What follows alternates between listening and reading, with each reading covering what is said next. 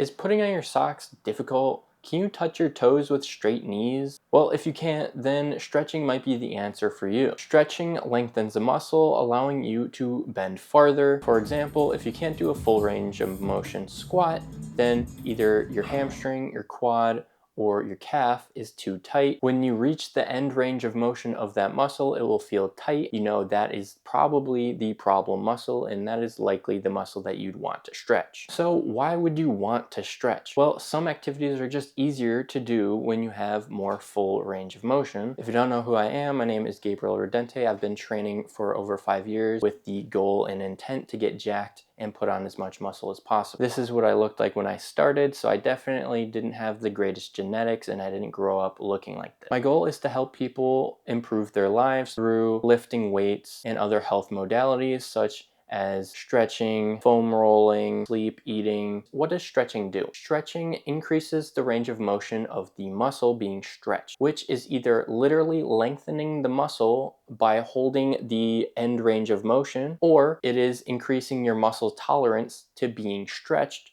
which is usually the case. And range of motion is generally abbreviated as ROM, and usually the goal of stretching is to increase flexibility, mobility of your joint and muscle, or to loosen up a tight muscle. And as a disclaimer, studies are currently showing that stretching a muscle does not decrease risk of injury. Stretching does improve recovering from an injury. With the current studies in science, it does not actually decrease risk of injury. How to stretch. 5 main ways of stretching.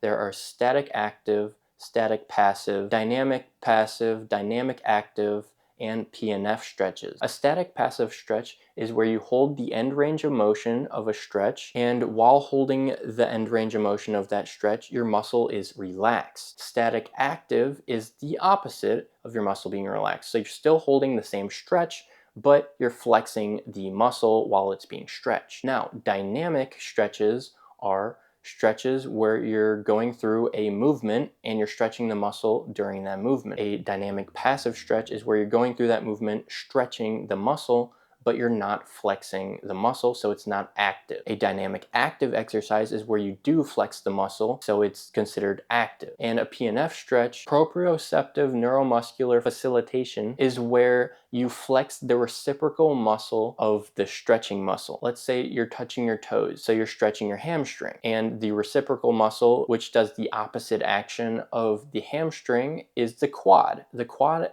is what extends and flexes your knee, where the hamstring is in a lengthened position when your leg is straight and your knee is straight. Your quad is in its contracted and shortened position, so that is the reciprocal muscle to the hamstring.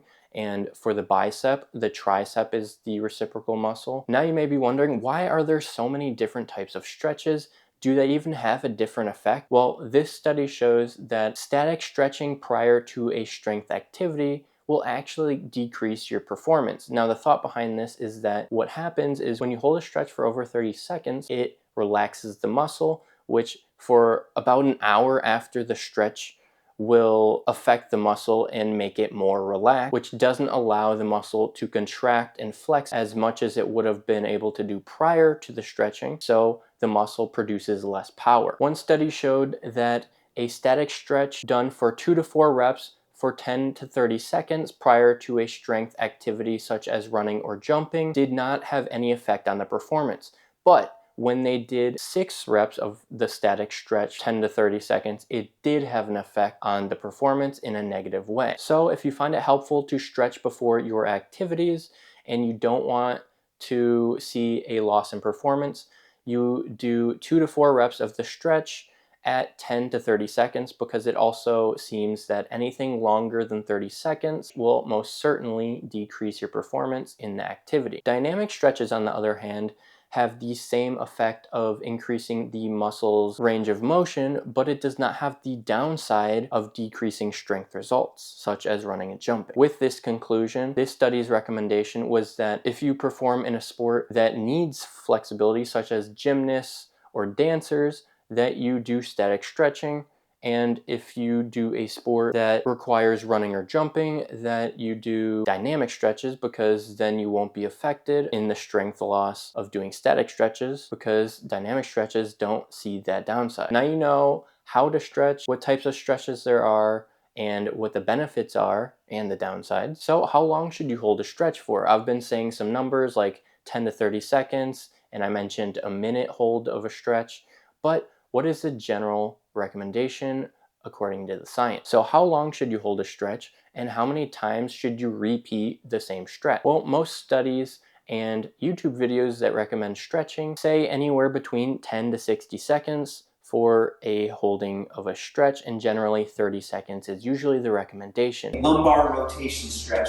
What you're going to do is lay how you stretch out your piriformis. This muscle gets tight a lot in instances of low back pain. Further, but it should always be comfortable. It shouldn't be painful. Knee to chest is a nice way just to really open up that back and get that good stretch in there. Opening the inner thighs is really important for healthy hips. Greatest stretch will be the most effective way to hit all and reach back down and repeat this for 5 reps or about 30 seconds in total before switching to the next side. It really depends on how flexible you are, what muscle you're stretching, if it's before or after a physical activity, such as a sport or lifting, or if you're just stretching in general. But this study's recommendation for the general public when it comes to stretching: have an active warm-up, then go into the static stretching, where you do 2 to 4 reps of the stretch and you hold each stretch for 15 to 30 seconds. This brings up the question, why would you warm up before stretching? Stretching increases the muscle length, therefore increasing the range of motion of the muscle. However, when the muscle is cold, there is less blood throughout the muscle and it is less pliable and it is more tight or cold. After 5 to 10 minutes of increasing your heart rate, which would be considered a warm-up, then there's going to be more blood flow throughout your body and in your muscles, so your muscles will be more pliable or warm. Then you'll have decreased pretty much all risk of injury, tearing, or straining any muscle, and you'll be good to go. In summary,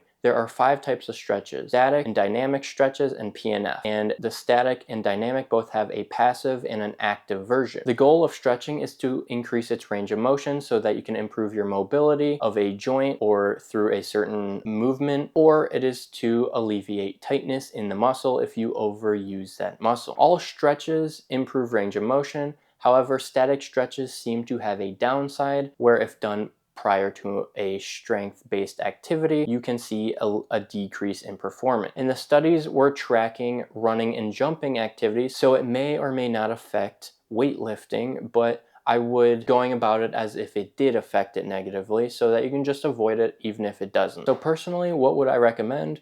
Well, according to what I know, it seems that if you do stretch before activity, it's best to hold the stretch for 10 to 30 seconds, and any longer may see performance decreases due to the muscle not being able to contract and produce as much force as it would have been able to prior to stretching. If you still want to stretch but see no performance decrease, then you just do dynamic stretches and you'll be fine. And you can also try PNF stretches, which is just different. The results of all the stretches seem to be the same. So now you know what stretching does and why you should do it. You may want to grow your leg. And if that's you, watch one of these 2 videos. One is how to grow your quads, which is one of the largest muscles in the body and is the strongest muscle in the body. And the other is on how to grow your hamstring, which is a very important muscle in the leg, which is involved in walking, in your gait, in flexibility, in squatting and jumping. So it has a big role to play.